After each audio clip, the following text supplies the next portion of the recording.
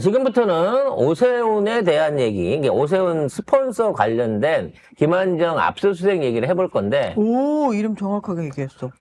약발이 듣나 봐요. 아니구나. 앙버터를 먹었더니 당이 올라가지고 혀가 굉장히 부드럽네요. 맛있어. 자, 전제적으로 먼저 스포를 하고 가겠습니다. 자, 왜 오세훈부터 털까요? 왜 오세훈의 스폰서가 지금 검찰 수사를 앞두고 나서 나 오세훈한테 돈 준 거 맞고 나 이준석도 줬어 이러면서 이런 얘기로 파장을 키울까요? 일단 기사를 좀 볼게요. 네. 자, 검찰이 오세훈의 후원자로 알려진 김한정의 서울, 제주 자택 및 사무실 등 4곳을 압수수색했습니다.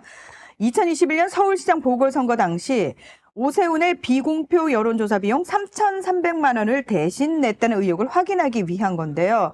자, 이 압수수색 직후에 김한정은 SBS에 오 시장뿐 아니라 이준석 의원의 당대표 경선, 윤석열 대통령의 대선 경선 여론조사 비용도 지원했다. 이건 명태균이가 요청해서 도와준 것이다.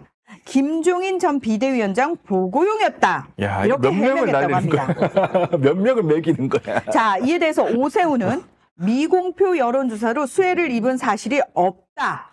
이준석 의원 측은 나는 김한정과 친분이 없고 관련 메시지에 답하지도 않았다. 윤석열 측은 전혀 들어온 본 바 없다. 다시 말해서 아니 지가 줘서 지 혼자 한 거야. 난 몰라. 그래야 법이 안 불법이 걸리니까. 아닌 게 되는 거거든. 근데 김한정이 미쳐가지고 그냥 자기 팬들 지원하는 마음으로 팬이 공물 바치는 마음으로 내가 이 좋아서 모든 것들을 그랬어요. 내가 좋아서 해냈다는 그랬어요. 겁니다. 나는 오세훈이 너무 좋아서 내가 3,300만 원 내 돈 들여가지고 비공표 여론조사했어. 이거. 나 오세훈만 좋아한 게 아니야. 나는 이준석도 좋아했고, 나는 윤석열도 좋아했어. 그래서 내 돈으로 다 해줬어. 그래서 명태균이 요청해서 도와준 거고 김종인한테 보고하는 용이었다. 이걸 몇 명, 4명 정도를 날리는 거예요. 이거를 이준석, 딱 요 윤석열, 한마디로만 김종인. 4명을 날린 거죠. 야. 근데 오세훈. 그건 거지. 아니 이들은 모를 수도 있고 나한테 요청한 적이 없다. 나는 명태균이 요청해서 줬다. 그러니까 명태균하고 나만 아는 거지 당사자들은 모른다. 이거잖아요. 그래야 정치자금법에 안 걸리기 때문에 그런 식으로 얘기를 하고 있습니다. 근데 좀 공교롭죠? 이 사람한테 갑자기 검찰이 그렇게 김건희는 목소리가 나와도 아무것도 안 하고 김성호는 온 세상이 다 봤는데도 뭐 구속영장도 안 치고 압수수색도 못하는 검찰이 갑자기 김한정에 대해서는 오세훈의 스폰서라고 알려진 이 사람을 갑자기 압수수색하고 검찰 불어 수사한다?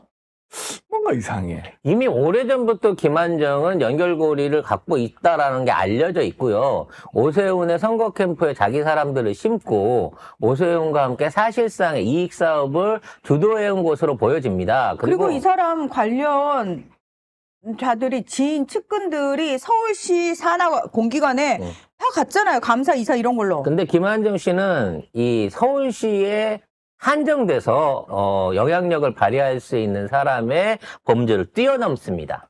전국구예요, 사실상.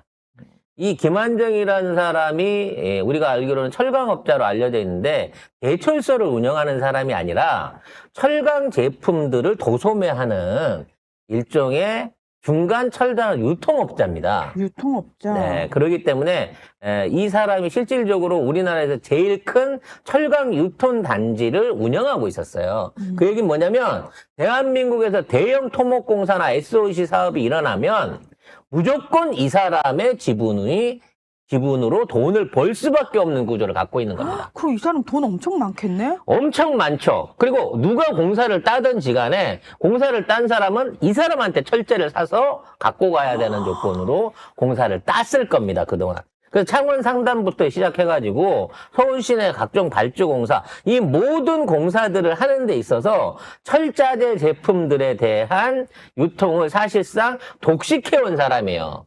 그러니까 얼마나 돈이 많을지 모르는 거고 이러한 연결고리, 이러한 유통을 위한 일종의 그 카르텔을 맺기 위해서는 공사를 발주하는 공무원들한테 어떠한 형태로든지 보답을 해야 된다는 거죠.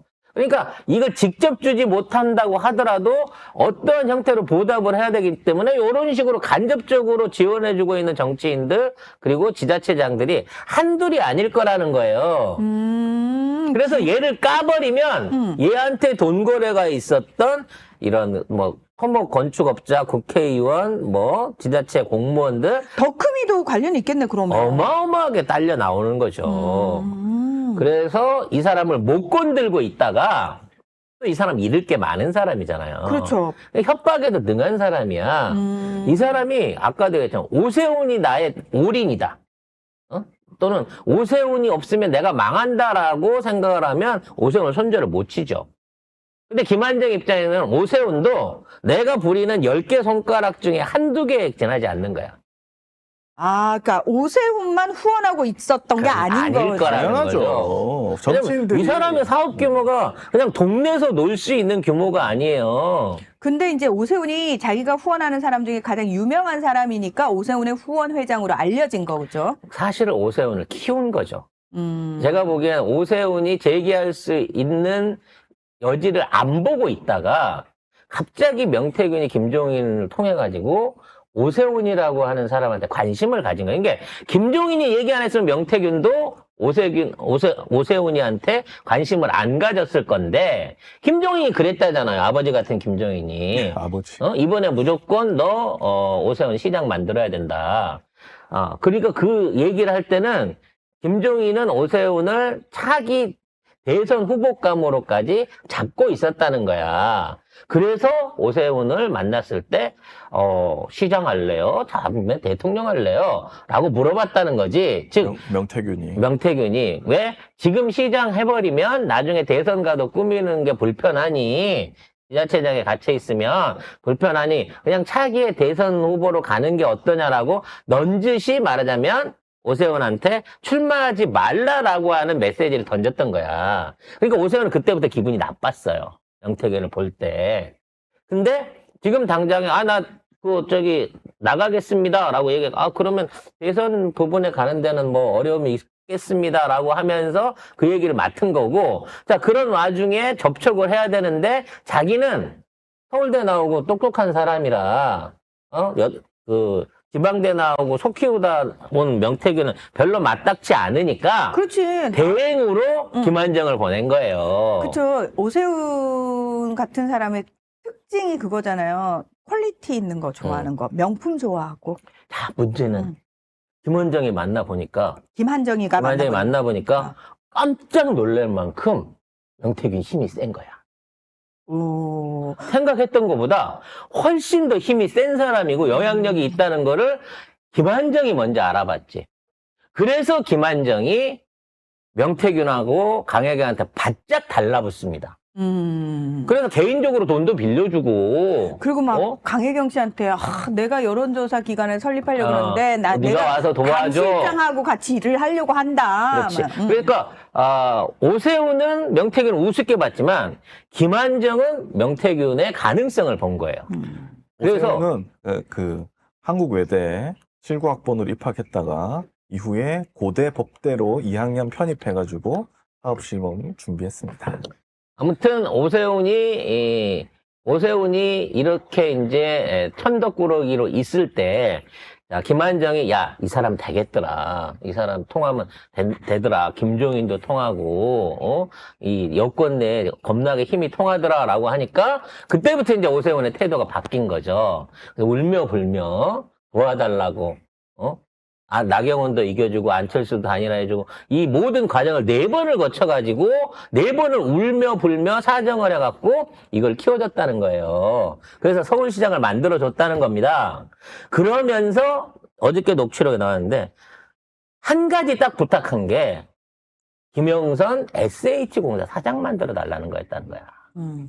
그 SH공사 사장이라는 자리는 서울시장이 말하자면 영향력을 미칠 수 있는 자리이면서 서울시가 운영할 수 있는 최고의 돈들을 주물르는 말 그대로 엑기스 중에 엑기스인 자리인 거예요.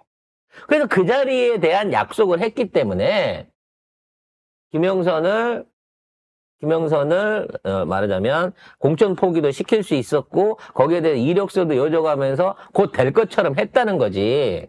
근데 막상 지자체 선거가 끝나고 나니까 이걸 배신하고 그거를 우리가 알고 있는 김현아, 예, 그 일산에서 공천 장사하다가 들켰지만 1년이 넘도록 수사를 제대로 안 받다가 결국은 불기소돼버린 그 김연아한테 그 자리를 팔아먹어버린 거예요. 그러니까 배신을 당한 거지. 그래서 명태균이 이 새끼 내가 제일 싫어하는 유형의 배신자 새끼 이러면서 사석에서부터 쌍욕을 하고 다녔다는 거야.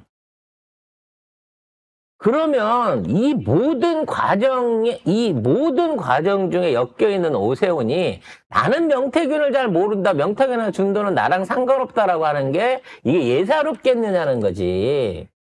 결론적으로 이제 이 오세훈의 정치적인 생명은 끝났어요. 이거를 검찰이 파기 시작했다는 얘기는 결국은 검찰이 그동안 오세훈을 방탄해주던 모든 벽이 무너졌다는 겁니다. 오세훈부터 처리하나요? 그렇죠. 왜냐면 검찰이 오세훈부터 처리하게끔 가는 겁니다. 왜 홍준표를 먼저 안 하고 오세훈부터 하느냐? 어차피 오세훈의 영향력을 먼저 눌러놓고 그 자리를 한동훈이 자기 영향력 안에 흡수하기 위해서 오히려 손쉬운 검찰 캐비넷이 더 많은 오세훈을 건들기 시작하는 거예요. 결국은 한동훈을 세우기 위한 거대 프로젝트가 시작됐네. 빌드업이 그렇죠. 시작됐네요. 그래서 지금 그 경쟁자로 뽑히고 있는 인물 한동훈을 대신해 갖고 그 대선 후보로서 경쟁이 예정돼 있는 대표적인 오세훈, 홍준표 같은 인물들은 절대 못 살아남습니다, 이제. 그리고 거기에 언론과 검찰이 합작을 하면서 이거를 밀어붙이기 시작할 거라는 거예요. 한동훈 대통령 만들기에 올인했다.